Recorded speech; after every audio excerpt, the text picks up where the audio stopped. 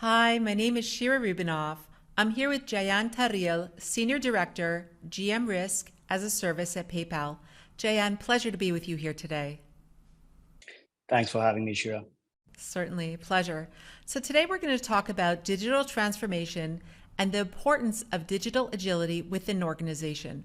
So, we talk about organizations and they have the understanding and the need for full digital transformation within their organizations as budgets and resources are limited. And certainly that's a problem that many CISOs, if not all, face when they're given a budget and there's tons of things that they need to look at, plenty of areas to spend their money, and they have to understand where their dollars are spent within their organization. We have to incentivize management to work together across both operations and security because they can't be incentivized to do different things or else business will stop or security won't be managed appropriately. So, Jayan, now that companies are realizing the need for digital transformation across organizations for both better security and functionality, can you please highlight these two important areas of digital transformation and why it is so critical for organizations to do so? Yeah, happy to get into it. So, look, it's not a surprise that the last 2 to 3 years have forced businesses to speed up their digital transformation journey. A lot of this is was triggered by a surge in digital payments during COVID. Let's take payments, for example. Consumers are no longer happy with just one option of payment, say credit or debit card. They are looking for things like digital wallets, buy now, pay later, a whole bunch of alternative payment methods, local payment methods, Apple Pay, Google Pay, what have you. Um, the digital transformation, while we've welcomed it as the payments industry, this is also caused an increase in the likelihood of risk and fraud attacks on online transactions. Coincidentally, we just released a study about the true cost of online fraud with the Ponemon Institute that sort of focused exactly on this topic. Over half the respondents in their study said they were significantly concerned about having an online fraud attack or fraud incident as a result of insecure digital transformation. The good news is, we do have a lot of solutions that have kept pace with this spurt in payments and solutions that are backed by automation, artificial intelligence to help detect and mitigate these risk and fraud issues. Well, that's very important, and it's very, very good to hear that you're expressing it across all the platforms. And certainly that is something that people have struggled with. So thank you for that. We are now facing a rise in cyber attacks. Specifically, in this conversation, I want to focus on fraud attacks. And organizations are being both proactive and reactive in their cybersecurity approach. Fraud mitigation capabilities are critical. It's not something that you could think about, it's something that they must do. What pointers can you share with our audience around this? Yeah, great question. So, look, it's our belief that no business today should go online without some kind of a risk of fraud mitigation system enabled. When it comes to proactive versus reactive fraud mitigation capabilities, I think there are a number of steps organizations could put in place to protect themselves. We'd like to think of this as, think of it from a user journey standpoint, where a user is journeying through a merchant website right from the time that they've logged in, creating an account, what we call the pre-transaction checkpoint. Then the second part is at the point of the transaction actually getting processed. And the third part is like, let's say the transaction has happened, money exchange has happened, goods have been exchanged. Is there some risk and fraud mitigation to be done in that third phase? Happy to get into details if that's something your audience would be interested in. I think that would be very important because I think that's something that pretty much we all do today. And I like how you're describing the journey of it. People are thinking about, well, if we're logging into secure account, we really don't have to think about the steps. And I think the steps are very important. So please share that with our audience. Thank you. Fantastic. So let's talk about pre-transaction, right? So this is even before the transaction has been made. Think of this from a user signing up for an account on, say, an e-commerce website. They're logging in, they're adding items to their cart.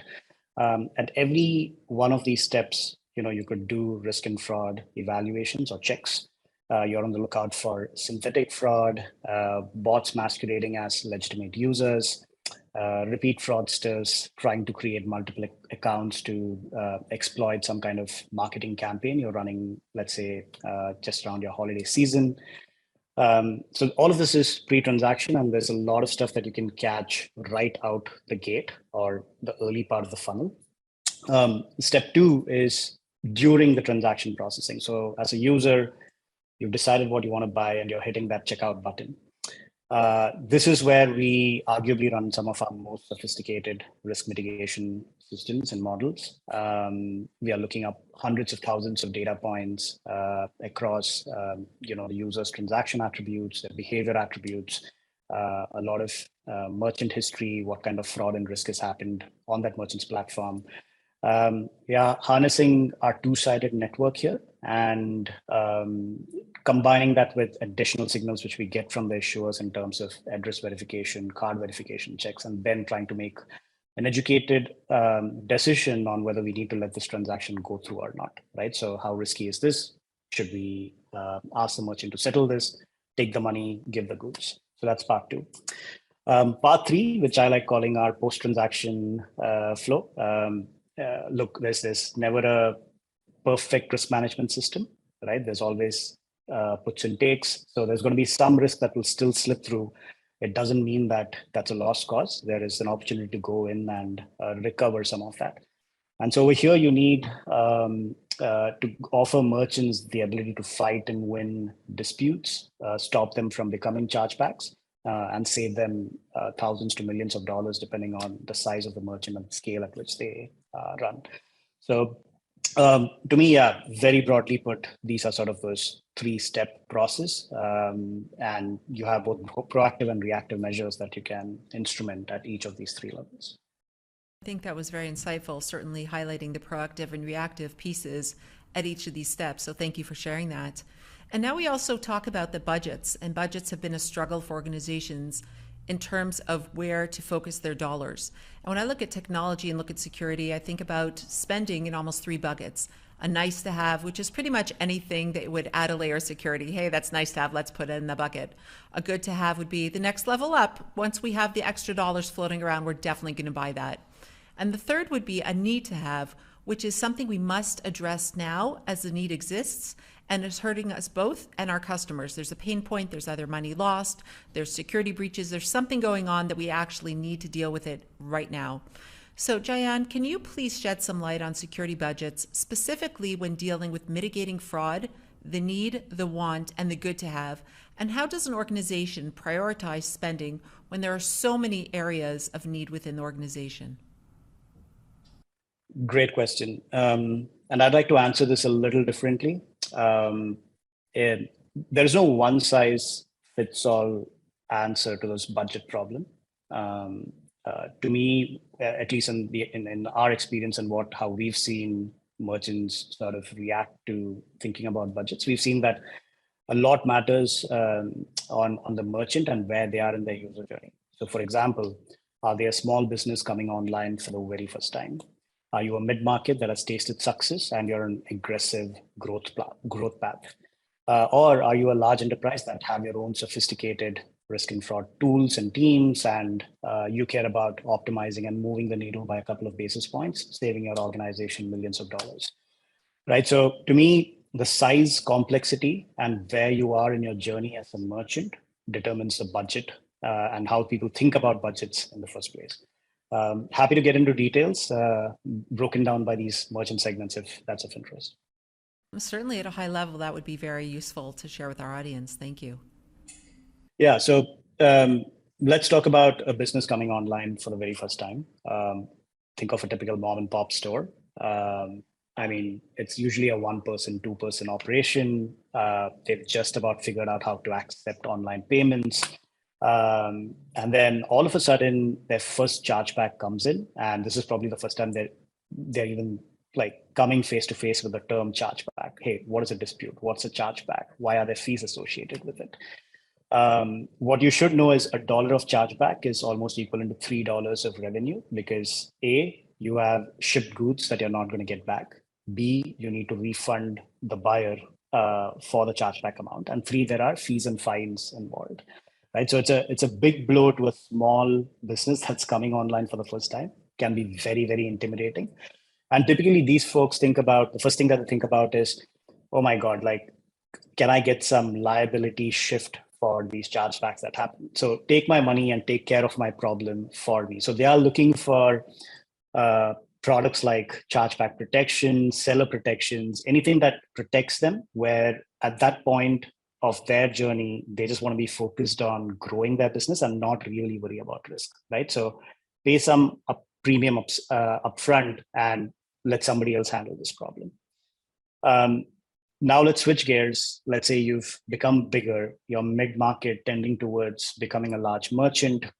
Your sales are through the roof, and now you're looking at optimizing your overall budgets and spend. At this point, you try and look at, hey, I think I know my merchants a little, I know my customers a little better. I think I've seen a lot of risk vectors now that I've been accepting online payments for quite some time period, some period of time. So give me tools that help me mitigate my risk and fraud myself, right? So it needs to be simple enough where I don't need to write lines of code. I don't need to be a data scientist. I just need to go in, toggle a bunch of different configurations, write some basic rules, and I should be able to like sort of use it, set it, forget it till that next risk attack happens or the next seasonality shift is just around the corner, right? So they're looking for small toolkits that are easy to use, easy to manage, easy to change, which they can optimize and control. Now, let's say you're in the big leagues, right? Like the big guns, large enterprise merchants. Risk is a bit of a zero-sum game. What you can gain in catching fraud, you sometimes lose at the cost of friction that you introduce to your good customers. So it's about finding that right balance, right? Like what do you care for? And with really big, large enterprises, they know exactly what to optimize for, when, and for what product categories. So as a large merchant, you probably know your business best, your customers best, and you decide for yourself what your risk tolerance is. So they are looking for, hey, like for anything that is suspicious, I don't want to lose out on it and decline these transactions. Let me send these for manual reviews. And let's have a second pair of eyes looking at this and evaluating this. So for example, you could be a merchant selling designer leather goods, average order values in like say high hundreds, 400, 500 bucks. You don't want to lose any good customer because it's a valuable order. So you want systems that allow you to write complex custom strategies, ability to approve, decline, or review stuff, make changes based on holiday seasons around the corner, what's your next big marketing push, and so on.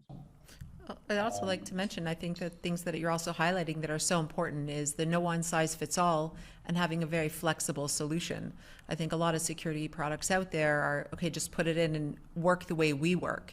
And I think the thing that you're highlighting also for our audience to really understand is that you understand that everybody's different, they have different needs, it's a flexible system, and you want to work the way that they work, and you're able to do that because of the flexibility within the system, which I think is critical when it comes to a security product actually being secure.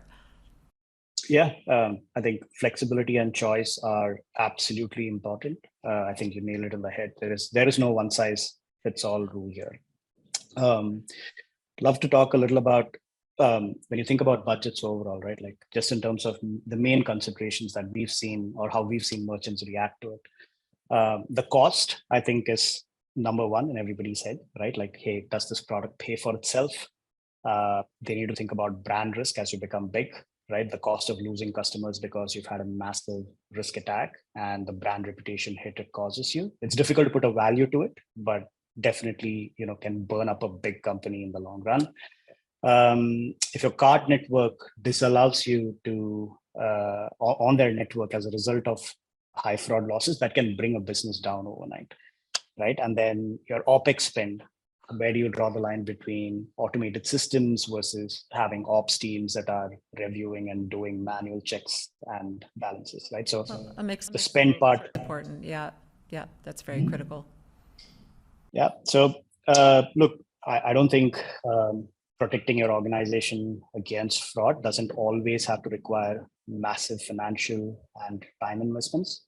A lot of time, I think you have partners that have all of these solutions built in. So it's a matter of asking the right questions from existing partners, those in the industry, and again, choice, flexibility, and understanding what works for you, depending on where you are as a merchant in your sort of journey. Well, terrific. Well, thank you very much, Diane, for that insight. And I certainly love the way you broke down the different areas within the product, but also within the areas that people really think about and may not have realized where the security has to step in just along the whole pathway. So thank you for that. And it was a pleasure speaking with you today. Thanks, Shira. Thank you.